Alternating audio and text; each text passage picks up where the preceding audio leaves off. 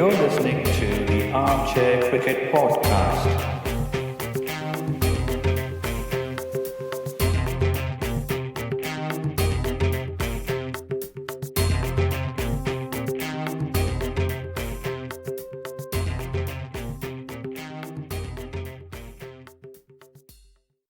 Hello, all. Welcome to another episode of Armchair Cricket Podcast, a podcast focusing on Test cricket by armchair critics of the game. So, we are recording this episode on the day Saurav Ganguly officially took over as the president of BCCI, right? And the slated last day of the Test series between India and South Africa, but the Test ended yesterday, right? So, in today's episode, we have a special guest, Aditya from the Fourth Seat podcast.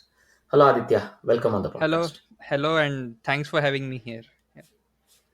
Well, it's a pleasure. So I keep telling my friends as well about your podcast. I really like the take you guys have, especially on Bollywood and Hollywood. Those are some episodes I really enjoyed listening, especially the I think which is the movie, the Govinda movie, in the Govinda's role in Hum. I'm sure you really like Govinda. I think, Yeah. right? So we are all huge Govinda fans, as our podcast. If you since you've been listening, you would know that. Yeah.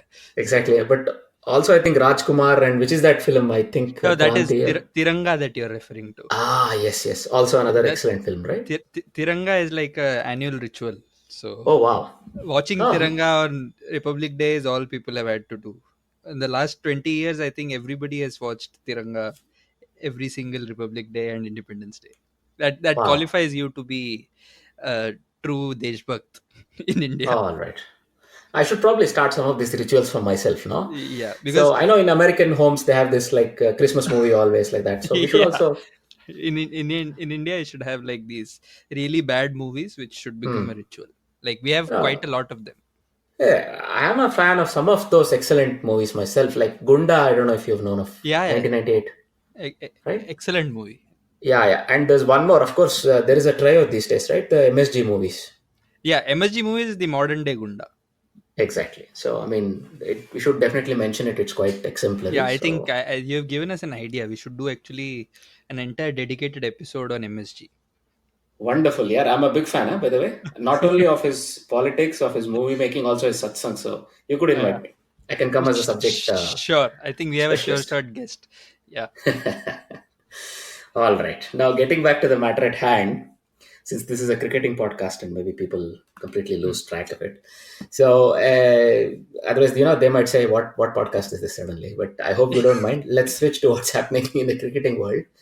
So, the third test between India and South Africa ended just yesterday. Yesterday was 2 hours. I would say it was a 3-day match with Yeah. like just spilling over into the fourth day. So again, a very consummate performance from Indian team. So if I just look through the scorecard, Rohit Sharma 212, then of course Rahane 115 along with him, and so a good recovery. They were 39 for 3 on the first morning. So from there, the way they have recovered with Jadeja, Saha, and Umesh Yadav, especially I think 13, just 10 balls and so on, they end up at 497 for a 9. Basically just going at 4 and a quarter runs an over, taking basically South Africa out of the game in terms of winning it.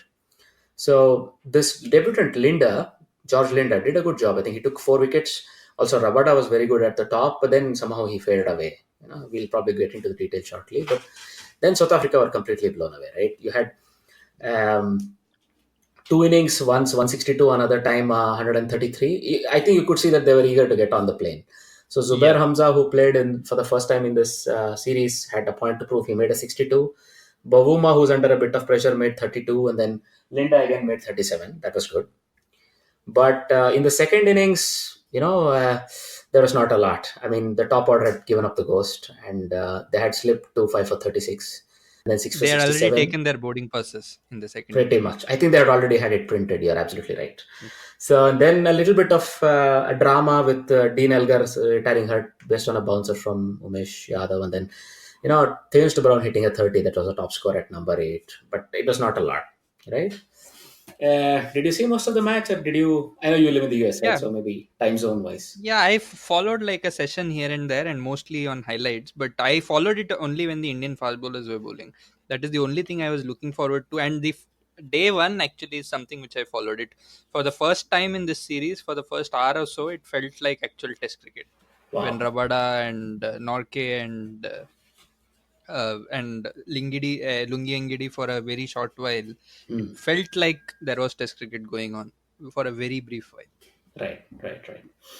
Yeah, indeed. I mean, look, when India reduced to 39 for 3, these three were very capable batsmen. Mayank Agarwal hit hundreds. We don't have to talk about Yeah, Pujara and Kohli, right? but the actual quality of bowling was also really good. Like Rabada actually swung the ball that morning Hmm, hmm. for a brief while. Yeah, And one wonders why they didn't start with a three pronged attack in this series to begin with, right? right, In the right. first test itself at Vizag, for a team to just go in with Muthuswamy and Danepeet and Maharaj as a frontline bowling attack is not something which makes sense, even in India, right? Unless you have like genuine good spinners like a Nathan Lyon. Even then, that Australian attack still had Cummins, Stark, and Hazelwood. If you look at a lot of these successful teams in India, uh, who have come to India and won games, it's actually through fast bowling more often than not. Hmm, hmm. So to start off with three spinners in the first test, from there for the first time it looked like their attack actually felt okay. But by that time, the as you said, they were already had boarded their flights in their minds. I mean, it happens to most teams. I mean, if I were to look at it from an Indian fan who grew up watching 90s and early 2000s cricket, right? It happened to Indian teams Yeah, when we toured abroad. Like, there used to be a fast pitch. that 99 to yeah yeah that 99 2000 Oh, Australia yeah, 3 series nil. in Yeah, particular. yeah, yeah. 3-0. No, but also the 96 to South Africa, where I think we were bowled out for some 66 and 100 Oh, or something like this, if you remember.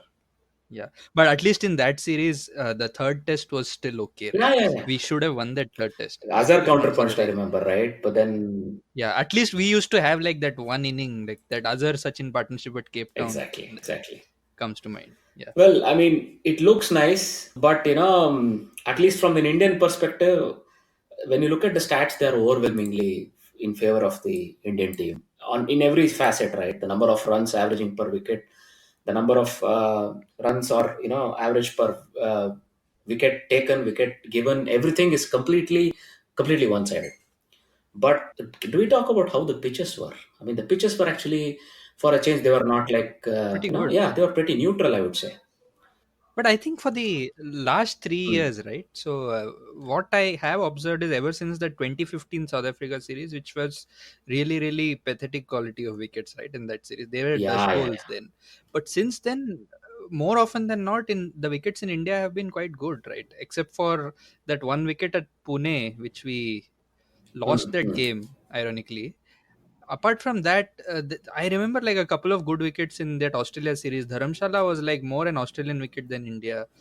England scored 400 plus in almost all their test games, right? When they Yeah, yeah, toured in yeah. 2016. And this series was like Pune and Ranchi were really good, actually. Uh, I saw Shami's spell and Saha was taking the ball above his head at I one mean, point, even on the fourth yeah. day. I mean, if anything, on at least this Ranchi pitch, I think Umesh Yadav and Shami found the right length to attack because they were at the end of the day hitting the top of off stump with most of their balls, right? I don't know. I would like Yeah, to bring to focus one specific point on how good the Indian fast bowling was. That if you saw Umesh Yadav bowl to Faf du Plessis in the first innings and Quinton de Kock in the second innings, both were bowled, right? exceptional deliveries. I mean, Yeah. it was the same ball. It was a ball pitching in the stumps, leaving the batsman enough to take the off. It was effectively unplayable. Hitting the top Yeah, of off. exactly. And Yeah. he did on the same day. They both happened because South Africa followed on. He did both of those on the same day, one to a right-hander, one to a left-hander. This is exceptionally good bowling, Yeah. right? I mean, you don't expect Indian bowling fast bowlers to be this ruthless. So for me, that stood out very clearly. And a lot of it is also perception, right? Like if the same deliveries were bowled in the English or the Australian home Hmm, hmm, season, hmm. those would be held for the next decade, right? Yeah, yeah, yeah. So if you there is one delivery of Ryan Harris to Yeah, yeah, Alistair yeah. Cook, if I'm not Indeed. wrong.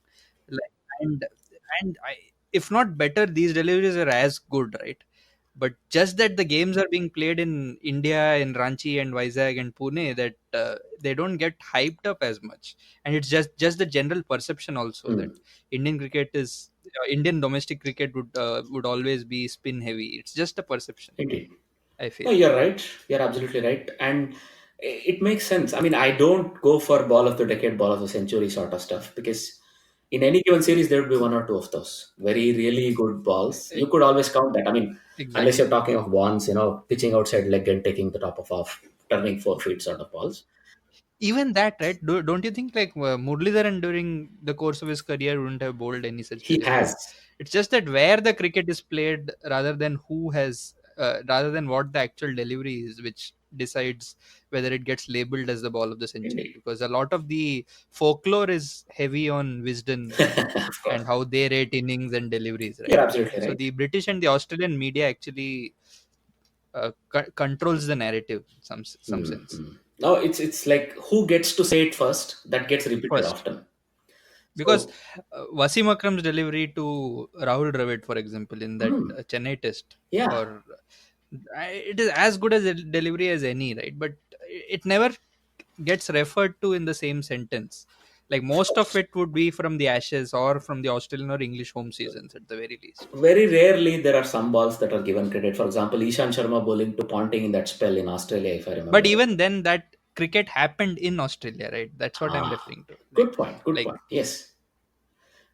We should probably start because a Twitter, we should start a Twitter storm about these two balls from Umesh Yadav, the ones I told you. They're so good. exactly, yeah, Now, for that matter, those other balls that Shami bowled, the ones that he took LBWs, I think. So, yeah, Klaasen's wicket, for example, the LBWs, so they were all like classic bowling. Again, it's Yadav, but in the second mm, innings, Yadav, but in the first innings, it was Jadeja. Again, the ball that correct, Jadeja bowled to take Klaasen out, bowled. yeah, excellent Classic ball, delivery, right? So, yeah. that's good. I mean, it's just good enough that it takes a wicket. That's why it's that special. A little bit more turn or a little bit more bounce, any of those things, it's missing the wicket. So that's why it is special for me, right? Exactly. And these guys have been doing well in general. The coming back to the Indian fast bowlers just for a minute, just to dwell, Mm, because that's how good they've been. They've been as good over the past few seasons. Actually, Indian fast bowlers have outbowled their counterparts for a few seasons now. Like they were much better than Anderson and Broad when England toured. right. In Shami and Yadav again in that series, right? By then Bumrah hadn't even debuted.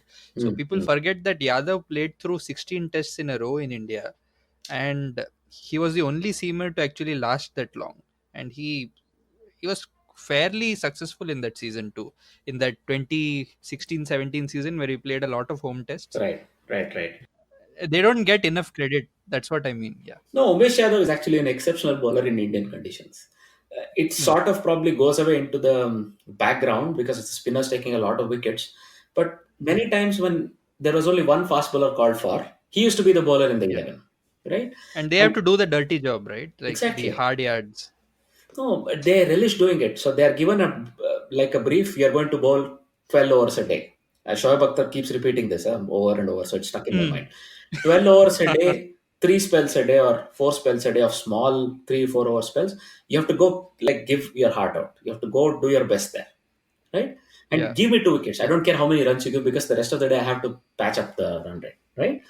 yeah. And they're excelling at that. So again, in this test, with three spinners being in the 11, right? So they took 5 wickets Hmm. among themselves in the first test and 5 wickets in the second inning, right? And in around just 20 overs or so. Exactly. In 20 That, overs each, 19 overs precisely yeah, each. So fantastic precisely. bowling. I mean, look at the strike rate there. So, I was looking at some online statistics about how bad South Africa have been outplayed, right? So their batting average per wicket is 23 and their bowling average is nearly 77. So the average difference of Oh. 54 between the Hmm. runs conceded and runs made would be it's the highest apparently, and it's exactly the double of their previous worst series. So this was in Sri Lanka again. And it wasn't particularly a really bad South African attack, right? It wasn't as if like you had like three debutants or so on. The South African seamers were in South Africa. You would give them quite a fair chance, right? Mm, mm. This attack, but for some reason, Philander has never really excited me as a bowler outside of English and South African conditions, Agreed. and Rabada was the only real one, and it really baffles me as to why Ngidi didn't play the first test. I think he was Was it injured. injury? Yeah, yeah, yeah. But he was with the South African A team for quite a while, and he played with the A team for a long time. Mm, Like that mm. entire South Africa India A series, he was playing through that. I think, frankly, first test he was not chosen. Second test he was Hmm. injured. But Okay. anyway, he was. Yeah, you probably have a point. You should go with the old where Hansi Crony and people like those teams that toured India previously. They always used to bank on Hmm. their strength, which was fast bowling, right? Yeah, if you have good spinners, it makes sense. Yeah, absolutely correct. Exactly the point. You But can't hope to even match, let alone outmatch the Indian spinners in local conditions. Not many spinning teams have done that. So I think Graham Swan and Monty Panesar did it. and Nathan Lyon was Nathan good. Lyon was really good, but then the batsmen were too good, right? He was the only good spinner in the Yeah, opposition. You need a tandem. You need correct. like a team of spinners, Hmm. right? They don't have it, Yeah, so why not bank on? I would even not care if you played like three seamers, and they have Vian Mulder in the team. I don't know if you see that. He's yeah. a fast bowling all rounder. Hmm. He bowls fast. I mean, he bowls old school fast, like Kali's fast. It'll hit hard. It'll hit the bat hard, right? So Even Nokia for that instance was like he was quite okay. he was good. Like he seems to have the promise. At least he stands a better chance of taking a wicket than Muthuswamy or Dane Pete Yeah, I most mean, times. Muthuswamy had at least a semblance of control. Dane Pete was always hit out of Yeah, the attack. In the only innings that he yeah. bowled again in this thing test, he's given 100 runs in 18 overs. But there is something controversial that I want to say about that. That this attack felt custom made for Rohit Sharma to score runs. Like it, if you could design an attack for Sharma to be successful, it would be this attack. Like three spinners, finger spinners, that two bowling on a first day track in Mm, India. mm, It's calling for trouble. exactly. Like that very first day on Vizag actually set the tone. Correct. Absolutely right. And that's a very good point to. And we can't leave Rohit out of the discussion. Really, he's come to the party. So he sort of Yeah, taken it with such an aplomb. He's now in the top 10 batting rankings also in tests. He was always in the limited overs format. He was there. He's really yeah, massacred them, man of the series, man of the match, everything, right? yeah, yeah. But this was his best knock so far. Like this was his best test innings as of yet. It's a good point because I think he had to weather the first hour in the traditional manner, right? Give the Yeah. first hour to the fast bowler because there is some swing, some seam. He definitely did that. There So was a you have to fair give bit him the of credit. counter attack later on that. And then, the thing with this guy is once he crosses 100 balls, it doesn't matter what is the format. He's going to hit you for sixes. Such a clean hitter. His eyes are set. Hmm. He's got the pace of the pitch. That's what happens in limited overs cricket as well, right? Yeah. Once he's set, if he ever crosses 100 balls, I don't know if you've seen those stats. Hmm. I think his strike rate increases to beyond 200 once he crosses 125 balls or something like this. I mean, he's just going to murder you. So in this case, he did really well to hold himself back. Still, he finished with a strike rate of 83, right? Yeah. And of course, he hit a six to cross both the 100 and 200. That 200. doesn't happen very often in Test cricket, right? A very brave guy. I mean, a certain amount of certainty. He appears a bit more calculated than a Virendra Sehwag, who's complete, swashbuckling guy. This guy is a bit calculated, but still he knows that there is this confidence. I mean, at times I think I tweeted at some point in time, Dane Pitt looked like he was bowling in a club game. There was no flight, there was no hang in the air, right? I mean, just to compare him against it would probably be not a right thing to do. But Ashwin did not have a very successful test. He took only Yeah. one wicket, And he right? didn't have much to But do either. exactly. But the only wicket he took, you could see what Ashwin is all about, right? True. Hmm. So they reverse swept him. They waited on the back foot and made sure they could. There's always an empty offside field behind point, right, for an off spinner in tests. So Hmm. they made sure they scored most of his runs there.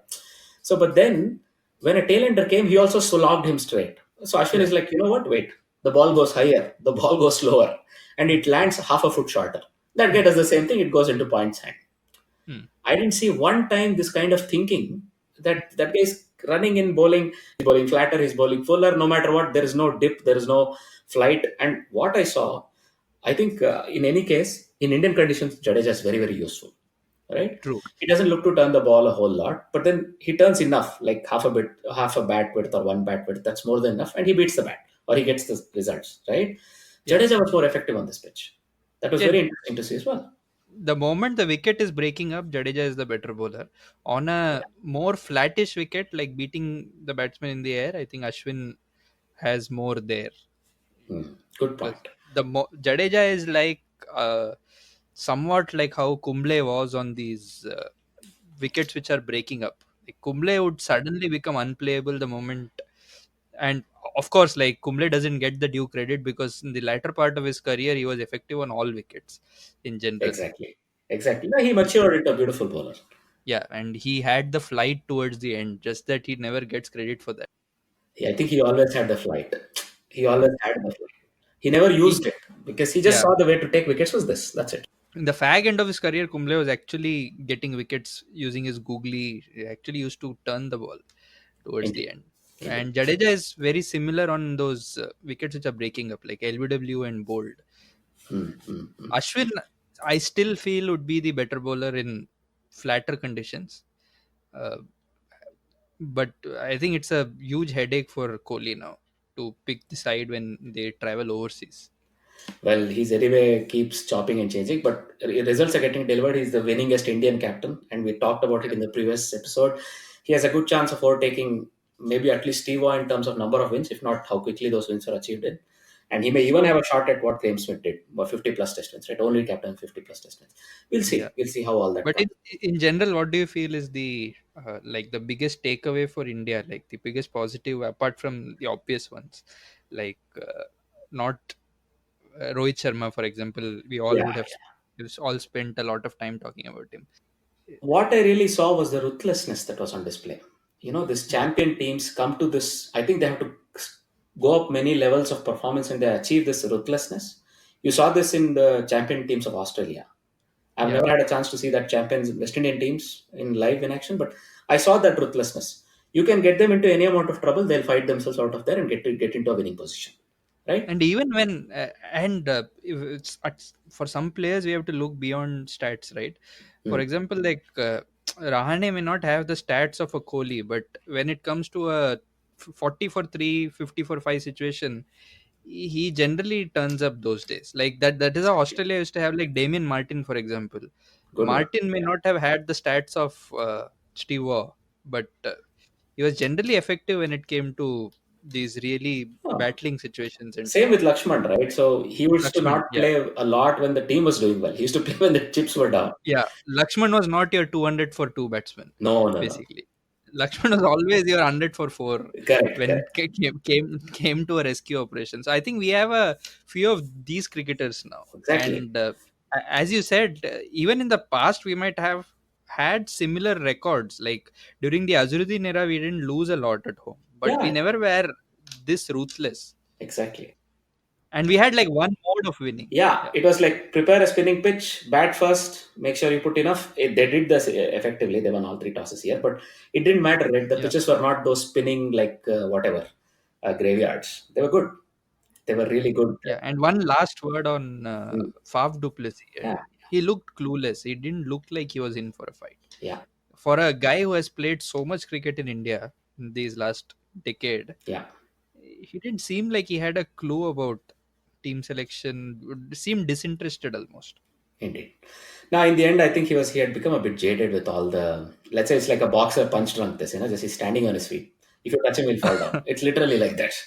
He's standing. I mean, he's sort of going through Yeah, the motion. He has no thought process left, or he's so feeling down. But that's where the backroom staff also, should be stepping in. And if you see your skipper going on an auto, this thing, mm. you should pull him out and say what's happening. Shake him out a little. But maybe it's And that irrational thing of bringing Temba Bavuma to the toss. It was just a mockery of. I think I don't know if you heard how Graham Smith reacted to that.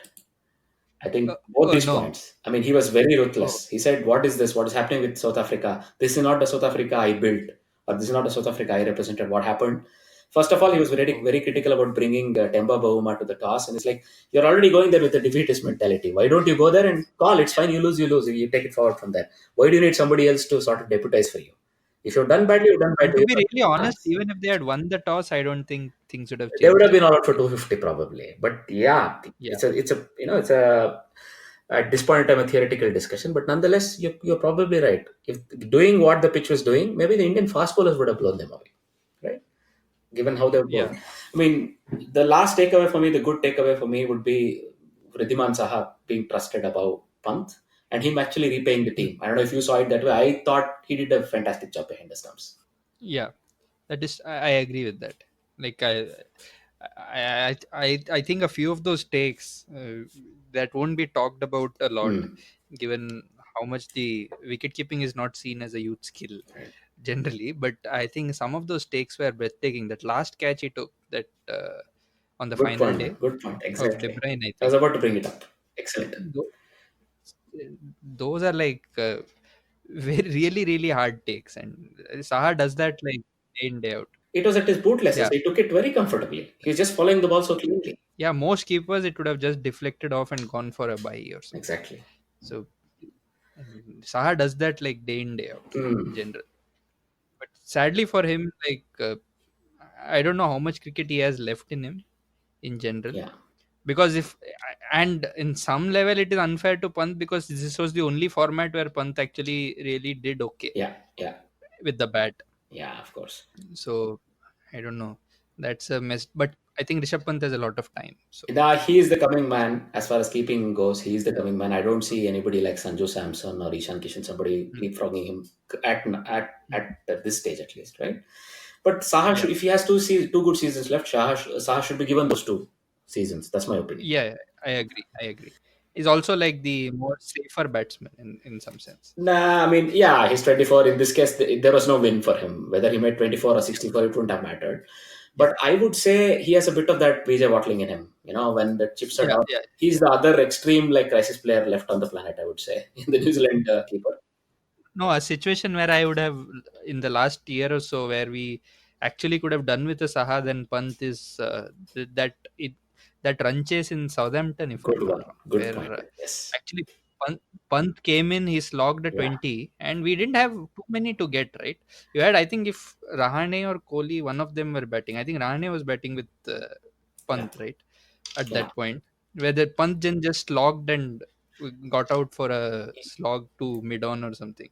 I think that is a match situation where we probably could have done with a more mature head there. I think Pant is going to get to that maturity himself. Give him 3, 4 years. He's 22, 23, right? Yeah, He'll get there. But yeah, Saha yeah, himself has done a few of those stupid slots. yeah, yeah. Right? Adelaide, Remember him? Yeah, exactly. Right? Adelaide. It's happened. But you know what? It's fine. I mean, let's not go too much into that. But Yeah, just to finish off this topic, do you see Saha retaining the gloves for the New Zealand tour? yeah, I do. Hmm. Genuinely do. Given how bad we are, our slip cordon is in general with Pant. I think it adds to the chaos. Hmm. I don't think, given how assured that Saha's keeping is, Yeah. I think it makes the slip cordon much more secure also in general. Rohit Sharma did a fantastic job there. No, given that your keeper can cover that much more space, Hmm. Hmm. I think the slip cordon then can be much wider and then get away with it, Exactly. Yeah, yeah. Good point. which is what we need in overseas conditions. We have lost a fair few test matches due to bad slip fielding overseas. I would say it's exactly the opposite, but it's a deeper discussion because you need to be closer, and every catch that comes in that restricted space has to be taken. No, it's taken, but with an unsure keeper, Ah, you ah. your first slip generally doesn't know whether to go for a catch or not. Like someone like Saha, that yeah, He'll take it. You don't have to worry. you don't have to It will worry. be taken. Yeah, Exactly. I think that's where So, yeah, I'm really looking forward to the New Zealand series because it's a away tour, and India has, historically done really badly in New Zealand in tests, and it will be right? a tougher tour than our last tour to Australia. They have a better For sure. batting lineup and Yes. and a very good bowling lineup in general. Yeah, I'm looking forward to the tussle between the fast bowlers, really. And I'm quite Right? upset that it's not a 3 match series. It's just a 2 match Yeah. series. Now Sadly. it's there's an article by Andrew Fidel Fernando. I'll not go too deep into Mm. it. He says the some of the point system in Yeah. the World Test Championship does not make sense, but it's actually it's showing what the bigger picture is. Not Picture. many people play too many 5 series Five tests, right? series. Only these Correct. top three play. That's Yeah. the point. So anyway, But it's a India longer New Zealand discussion. is at least a series that warrants 3 tests, right? So Indeed. If I would have said cut off a couple of ODIs, take away one or two T20s, I don't care. Make one more correct, test or two more correct. tests, but that's me. Because we actually did play ODIs just earlier this year, so Correct. it absolutely makes no sense to have another ODI series and rather have another test match. It's when Indeed. eventually boils down to the economics of it. So Exactly, exactly. No, but it's a discussion for another day. A topic it can be examined by itself. But all in all, let's really hope it'll be a humdinger of a series, and may the best team win. At least in the Test Championship, if you look at the points, India run away with a lead, like 5 matches, 240 points, full points, right?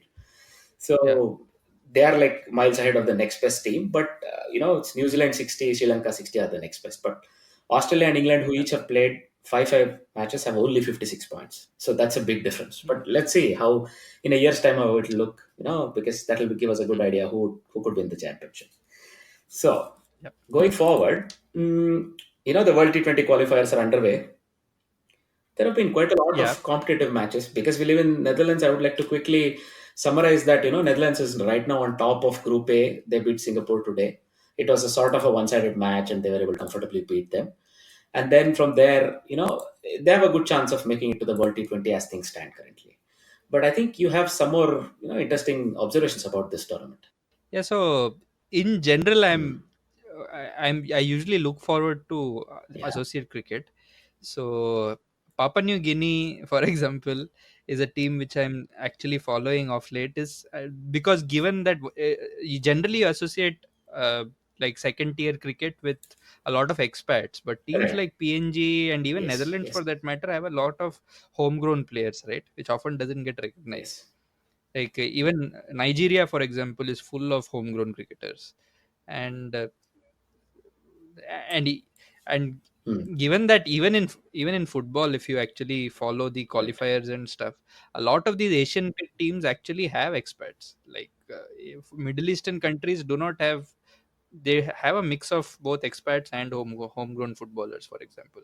So there are a few teams, like there is one talking point that Colin Sabuya is still playing Wow, for wow, wow. Kenya. That's a blast from the past. Don't tell me Yeah, Maurice so Odumbe will also be playing next. no, but Collins Abuya is somebody I saw Right. Yeah, that yeah. he's still playing as a batsman, if I'm not wrong. And there is quite a lot of depth in associate cricket also. Yes, yes.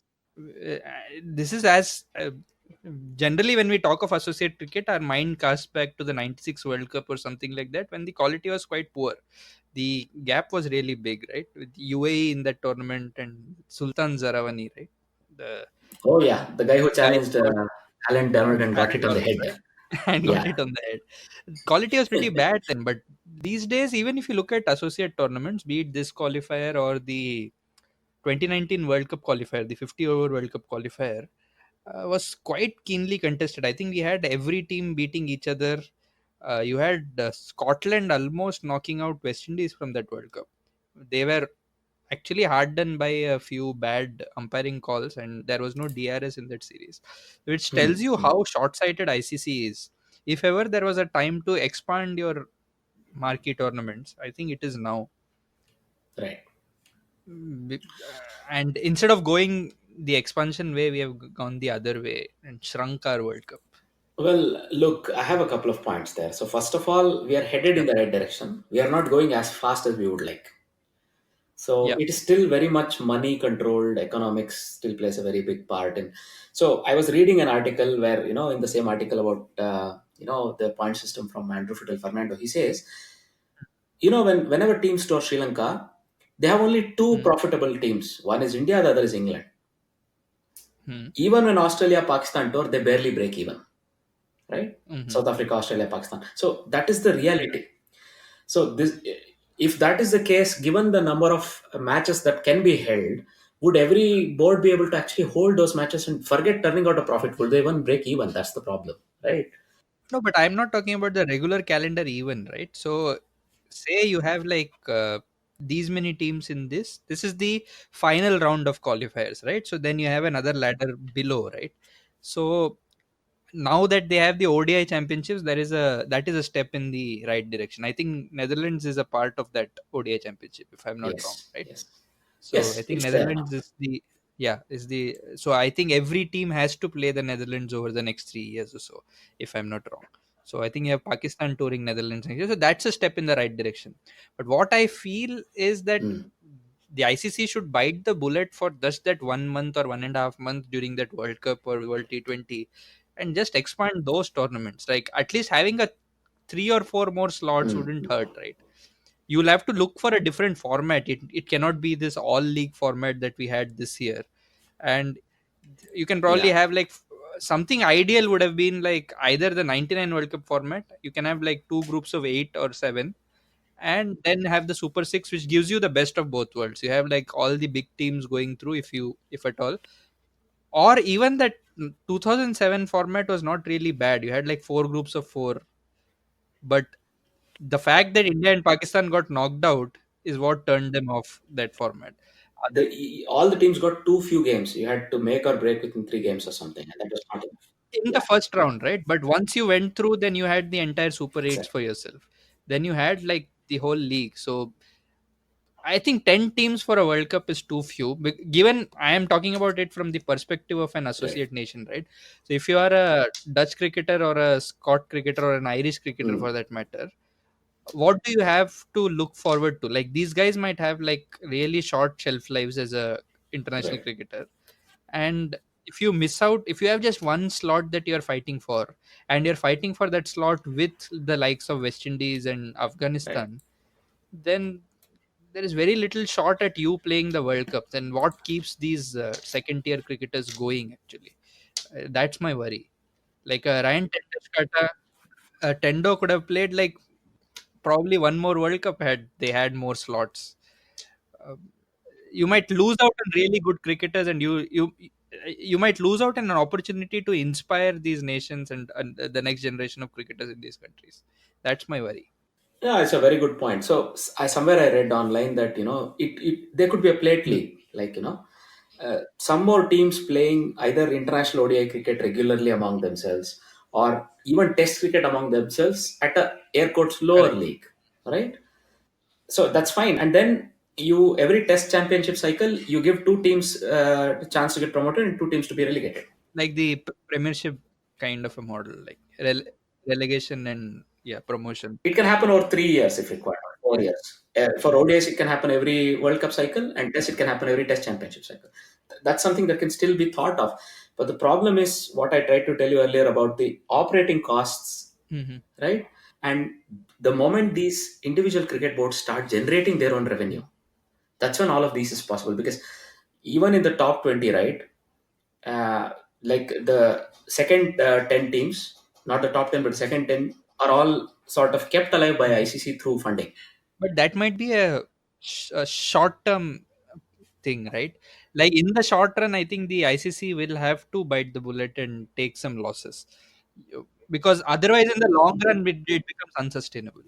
I agree. So look, Cricket World Cup has 10 teams. It's ridiculous considering, for football or rugby, you have like a 2 year qualification cycle and you have 32 teams participating or 16 teams participating. That's how it should be. I totally agree with you. I think 16 at least should be the minimum we should be looking at.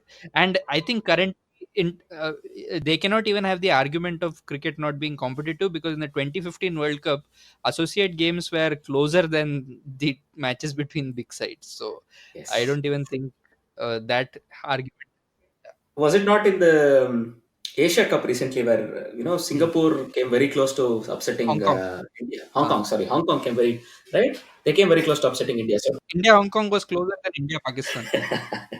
good point, right? Yeah, but yeah, all of these lead to the same conclusion. Is it a possibility that ICC, those that are in the know in ICC, bite the bullet, just play another league underneath, and then make this promotion demotion cycle, make it actually interesting for the rest of the associates as well? It's totally a very good point.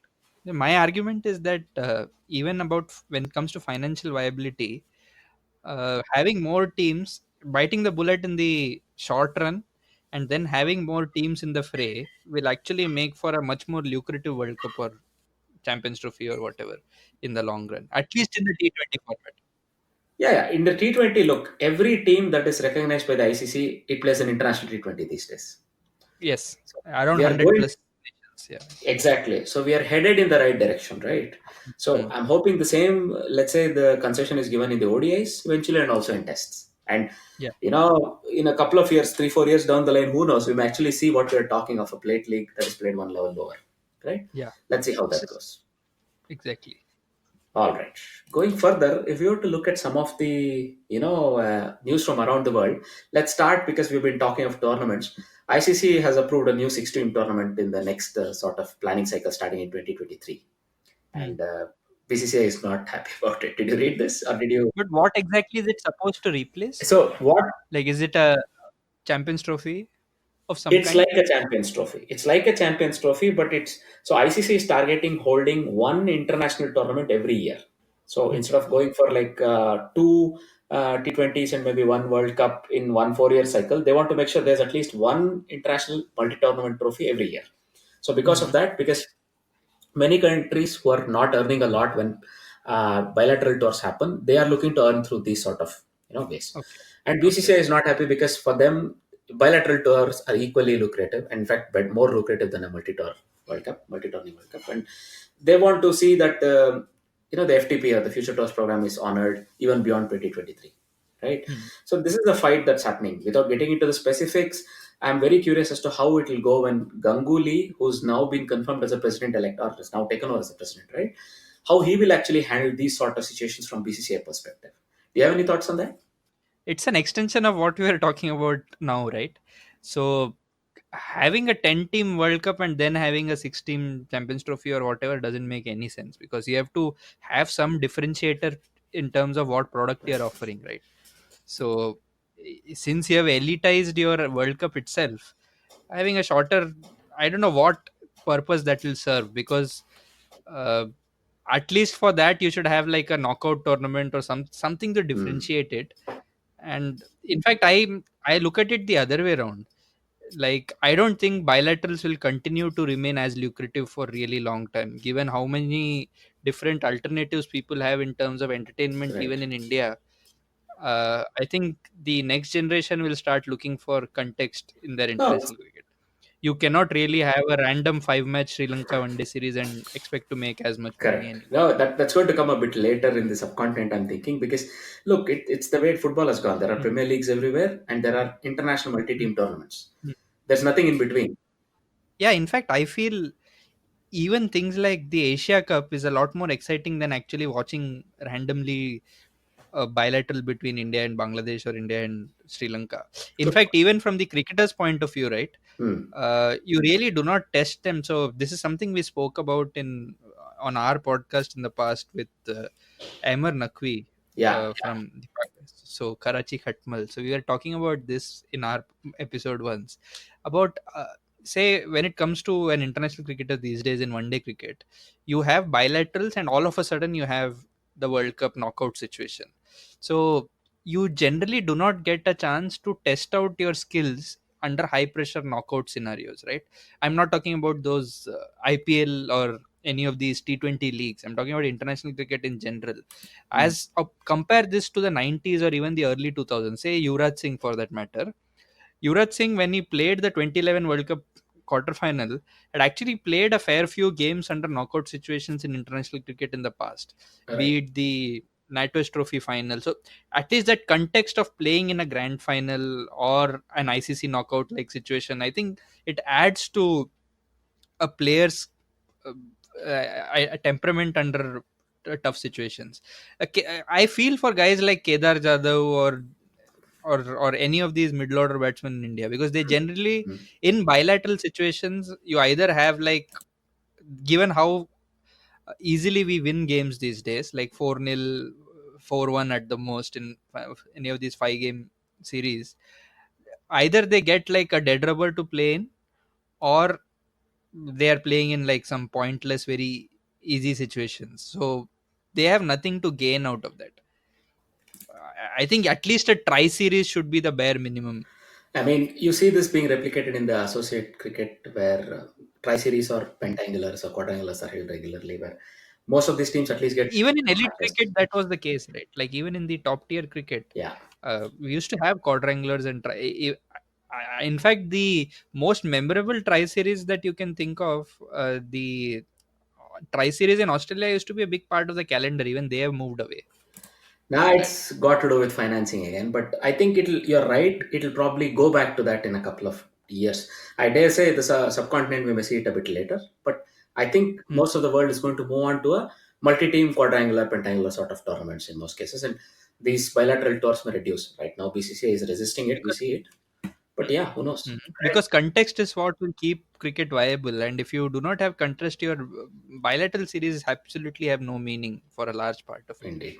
You will start seeing that getting reflected in your crowds and so I on. hope so. No, I really hope so because then by 2023, BCCI will also accept it makes sense that you have multi-team tournaments.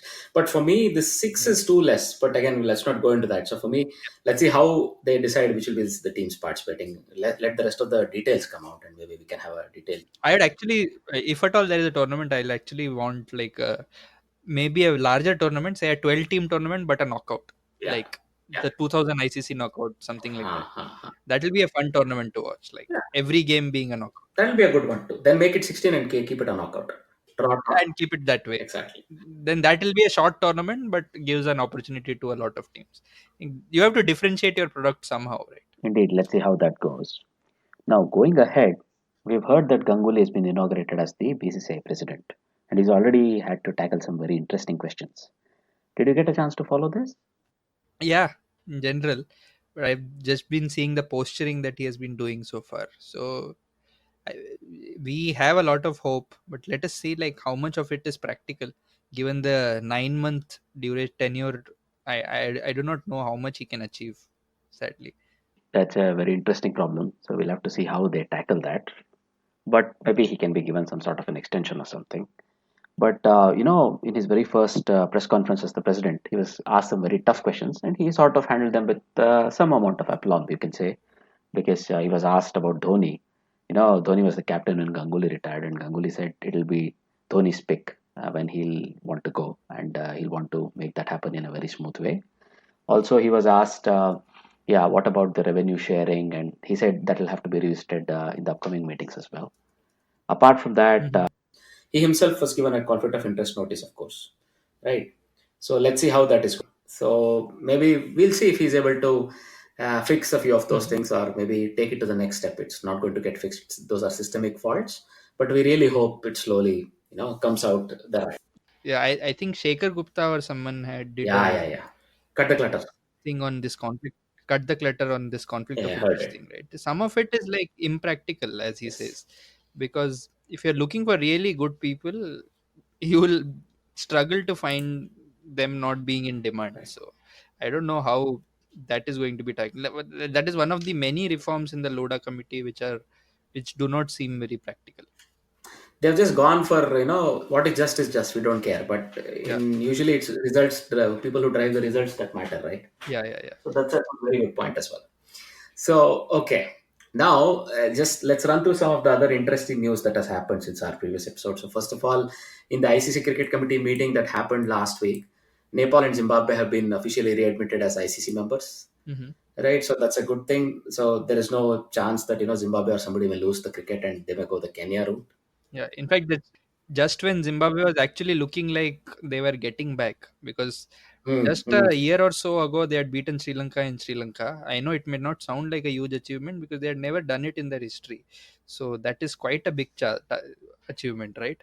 And Zimbabwean cricket Indeed. was reasonably getting back on track. They had a fairly uh, uh, good crowd support during the World Cup qualifiers in Harare and so on. So it was quite sad to see them go the other way. So hopefully they'll get back. Yeah. Same for Nepal. They are like the Mhm. new Afghanistan, right, in Yeah. terms of how rapid their rise has been. Yeah. So we really hope, they get the relevant amount of support from ICC and they're able to continue growing or continue flourishing in Zimbabwe's Mm. case. And then, of course, Phil Simmons, who had been sacked by the previous board, now has returned as the coach of West Indian cricket men's team, right? Mhm. So your thoughts on that? Uh, I actually feel that Simmons has a lot to work with in terms of resource also. So I'm hoping like he gets the discipline back in West Indies cricket more than anything else. Contrary to what a lot of people say, I don't think West Indies cricket's issue is paucity of available resource, right? They have quite a lot of good talent coming through. So even in the World Cup, their issues were more temperamental than to do with ability. Eh, I think they have a at this moment actually they look like having the better resources than South Africa even in terms of the personnel. Like they have a decent fast bowling attack. Their Yeah. batting struggles for temperament. They have okay okayish batsmen. They have been decent in Test cricket in the last few years. Let us not forget. Like they beat England in a Test match in England, and they were Pakistan struggled to beat them in West Indies. Sri Lanka and Bangladesh also didn't beat them in the West Indies. So I think they have a lot to work with, and I feel like someone like Simmons who has been successful even with Ireland in the past. So I hope he can fix a lot of those systemic issues with discipline and how they pick their test sides and so on. Look, if I were to only talk of on-field performances, and if I were to Mm, talk of what changes West Indies need to, mm, sort of consider on-field, I'm thinking it's more to do with, you're absolutely right, the mindset, but the other one is discipline, mm, right? And for me, I don't know if Phil Simmons can inject that spark. You need a more tough taskmaster, somebody like a Mickey Arthur, you know, mm, mm, mm. somebody who will literally beat you black and blue if you don't do some Correct. homework or something. So I would Mm, like to see that sort of strict mm. discipline being imposed there, because that's what took them to the top of the ladder previously. Correct. I remember Mr. reading these Lloyd. articles. Yeah, Mm, yeah, yeah. He was the guy. He was mm, as fit as any of the people in the team, and they mhm, used to run like 12 kilometers a day and stuff like that. They had those routines, right? mhm. Yeah. But it's a different world we are talking of right now. There is this bounty cricketer concept, mostly West Mm, Indian cricketers who play in yeah. the T20s across the Mercenaries. world. Mercenary, right? So unfortunately, I don't know if it'll apply, but those that want to commit to Test cricket should be made to undergo those sort of a strict disciplinarian culture where that is what is going to carry them through 5 days, right? Yeah. Jason Holder seems too soft a person for a position like that, right? He had actually been fairly successful himself.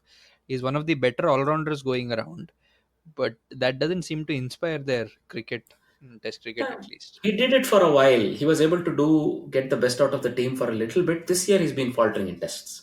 Yeah. But let's hope it's just a temporary dip. I think he still has a couple more years as a test keeper left in him. Mm, I mean, if the results continue to go the way they did in Indian series, where there was no fight shown, that might be a mm. problem, But I right? feel like in Shea Hope, Hetmeyer, and Holder, and a couple of the other batsmen like Nicholas Puran and co, I think they have a good core there as a batting unit, even in tests. No, So they do. No, but is there a ready-made skipper? That's the yeah, problem. that's true. It's unlike South Africa at this moment. I think they feel. I feel they have that core. Even in the World Cup, you did see that. Yeah, yeah, Uh, yeah. had they been temperamentally better, they would have been in with a shot at the semifinals. Actually, Exactly. No, you're absolutely right. It's a temperament and a discipline issue, or maybe, a mental thing, mental yeah, block. yeah. Even their bowling is really good in tests. Hima In Roach test, and Shannon hmm, Gabriel on their day are as good as any. any. Correct? In fact, they have the second best bowling averages in the last 3 years after the Indian Hmm. attack when it comes to Right. pace bowling. So Wow. they've been. That's a good point. So Yeah. it's generally like we in cricket. I think we lose a lot of things just because we perceive something, right? We perceive West Indian cricket to be the same as what it was 7 years ago or 6 years ago. They are not as bad. That's what I'm saying. They're not the finished product yet, but Hmm. they Hmm. have something to work with. Indeed. Let's hope, Phil Simmons can take them across the Rubicon and, make them Yeah, the finished product. Maybe they again raise as one of the challengers, and if not the champions of Test cricket. Let's see how that goes. Right? yeah. Now, moving on. So, there has been another wave of problems that UAE team has faced. So they have provisionally suspended four players: Mohammad Naveed, Kadir Ahmed, Shaiman Anwar, and Ashfaq Ahmed. So Mohammad Naveed was the captain, in fact. So Hmm. four of them have been suspended due to some anti-corruption investigation that's ongoing, right? Hmm. And then the fifth guy, the keeper, Gulam Shabir, has somehow suddenly left the squad and run away Hmm. and was surfaced in Pakistan 2 days later. I don't know what's happening. Hmm. There is some tumult going on with the UAE team, and we really hope it's coming to resolution the right way and also in a good way as far as UAE cricket is concerned, because this doesn't look good. Because I read in a newspaper report that two of those UAE players, the captain and the senior batsman, they look to sort of make up to upwards of 270K Hmm. dollars. Oh. Those betting. So it was all the betting that was planned for this ongoing T20 qualifiers. That's why they had to be suspended, Hmm. right? The other guy who was suspended, or the other two, I think it looks like they did not report approaches or something like this. Oh. So it's all a bit murky right now because we are awaiting the reports, but it doesn't look really good, Hmm. right? Yeah.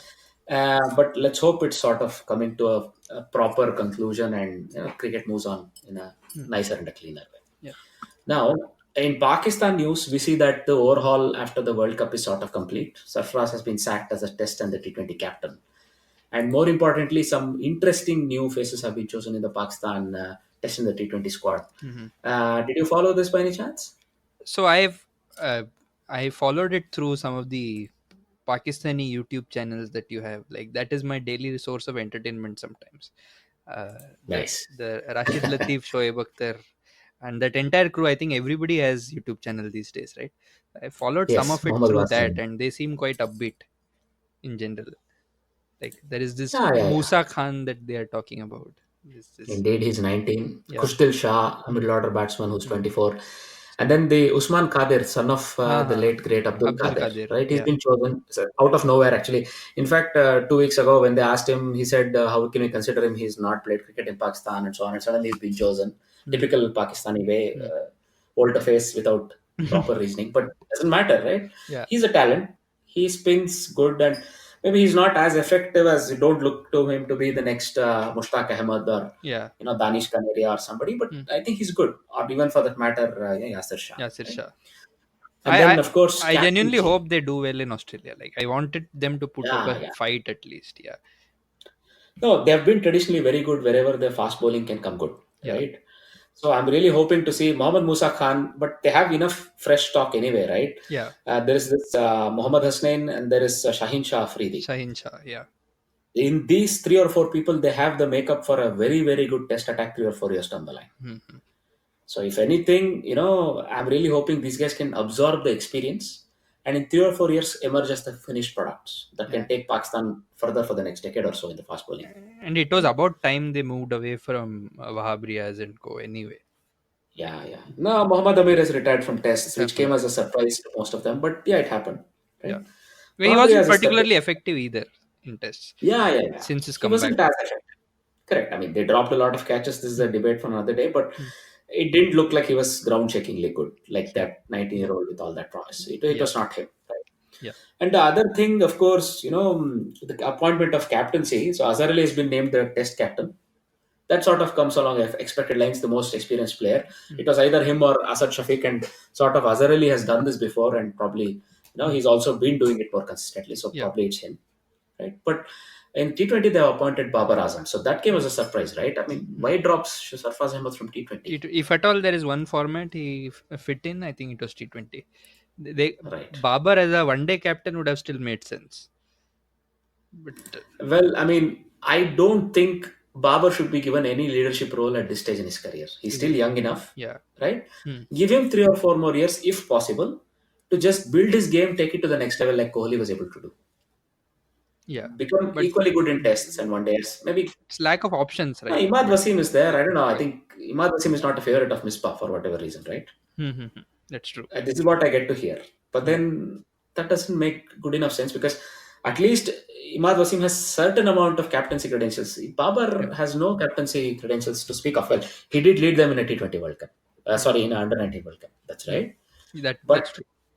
but after that, not a lot. So I would say it looks like just let him be the finished product if possible. Then give him some responsibility. But you know what? Maybe if any team they can take a punt on is probably T20s. So T20. they have decided to give him that. Hmm.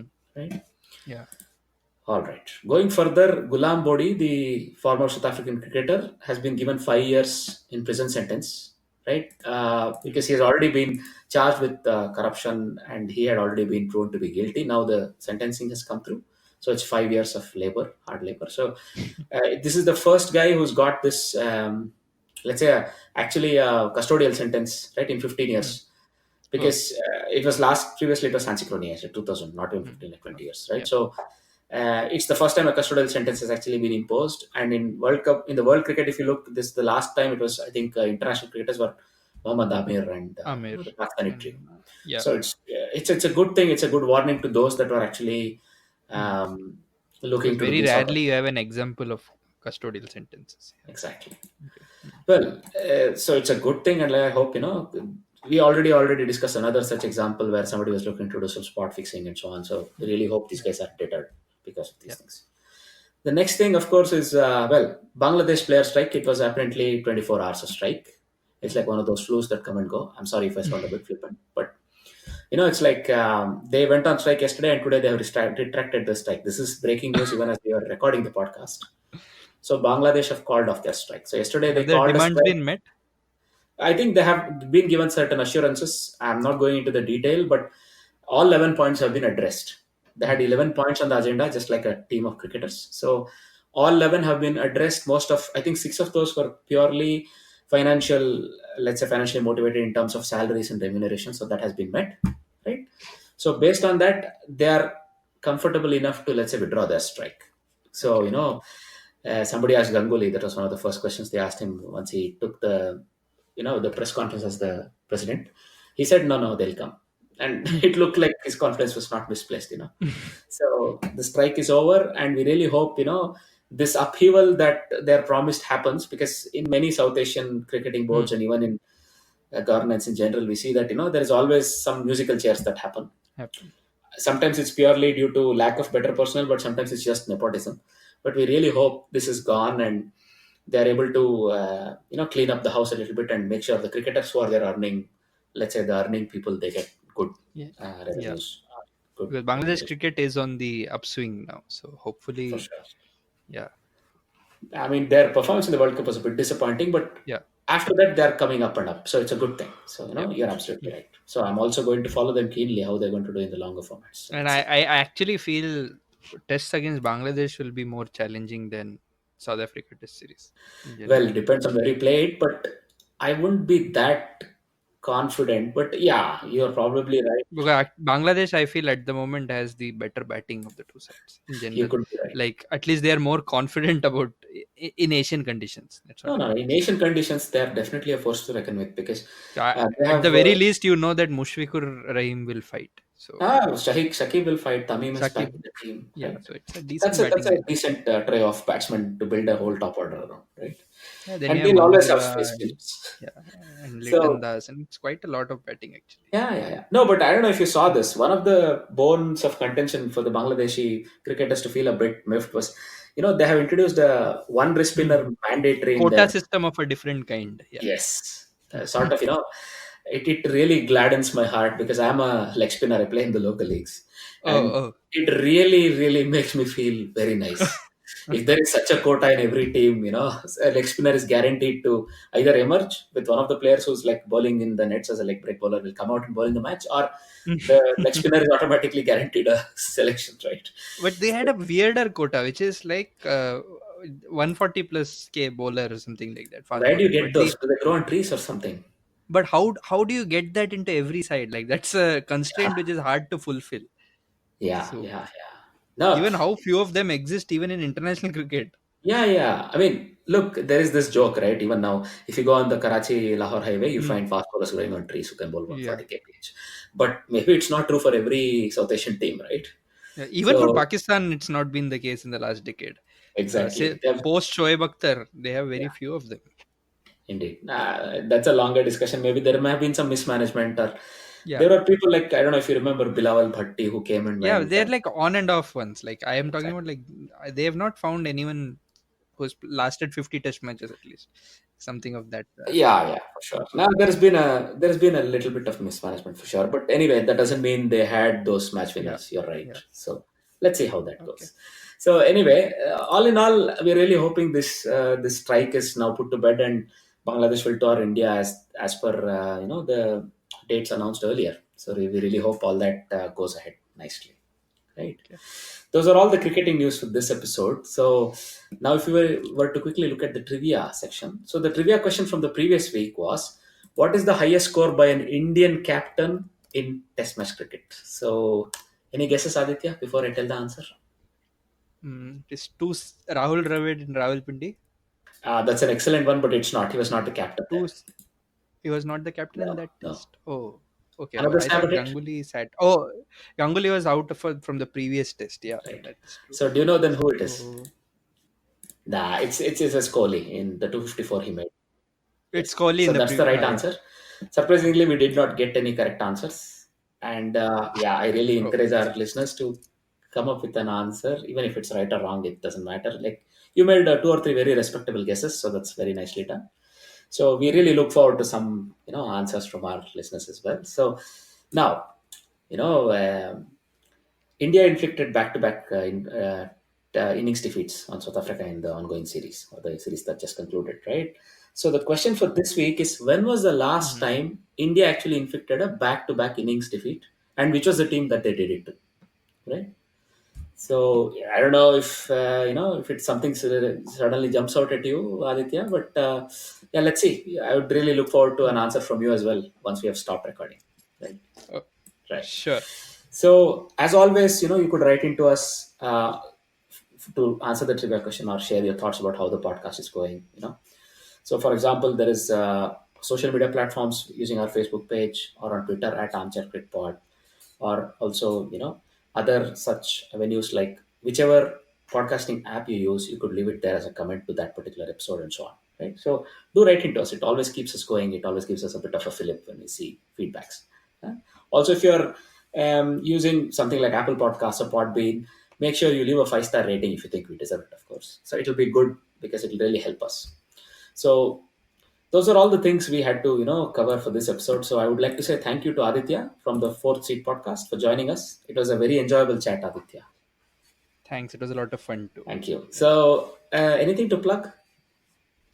So, if you're interested in Bollywood, cricket, and a lot of other random stuff, so please tune into the Fourth Seat podcast. It's a podcast which me and a couple of my other friends, Mayuk and Rahul, we do podcasts on a lot of random stuff like nostalgia, things from the 90s, how we saw things growing up, and of course, a lot of very flippant conversations on cricket and Bollywood. Like, please try give us a listen and see how it goes. Like, if you might find us interesting. Yeah.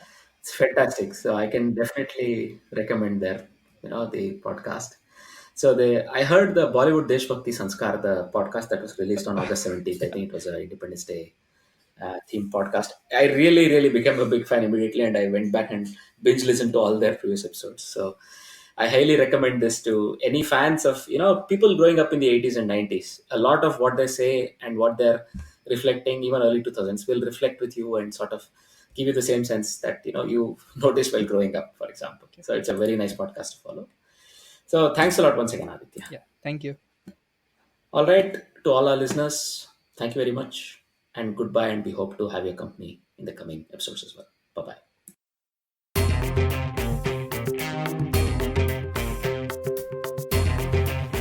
You're listening to the Armchair Cricket Podcast.